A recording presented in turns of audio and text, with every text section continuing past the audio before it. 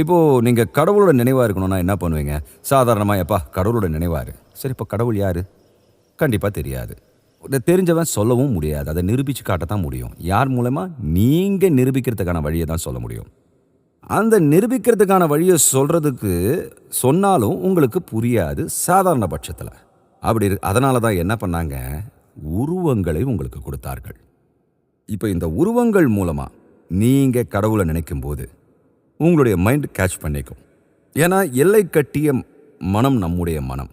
எல்லை கட்டியதுன்னா காலத்துக்கு கட்டுப்பட்டது நம்முடைய மனம். அதனால் காலத்துக்குரிய அந்த உருவங்களை கொடுத்தா, அந்த சைனை கொடுத்தா நீங்கள் கடவுள் ஞாபகத்தோடு இருப்பீங்கன்னு சொல்கிறதுக்காகத்தான் இந்த உருவங்கள். ஏகப்பட்ட கடவுள்கள் இந்த இந்து மதத்தில் இருக்காங்க. இந்த ஏகப்பட்ட கடவுள்கள் எங்கே திரும்பினாலும் கோயிலுக்கு போ, காலையில் வீட்டில் பூஜை பண்ணு, இந்த மாதிரியான விசேஷங்களை, இந்த மாதிரி பண்டிகைகளெல்லாம் இப்படி கொண்டாடு, இப்படின்னு நமக்கு ஒரு வழிமுறைகளை போட்டு கொடுத்துருக்காங்க. ஏன்னா நாம் அந்த தூங்குற நேரம் தவிர கடவுளோட நினைவோடவே எல்லா செயல்களையும் செய்ய வேண்டும் என்பதற்காக தான் எங்கெங்கே பார்த்தாலும் குறியீடுகள்.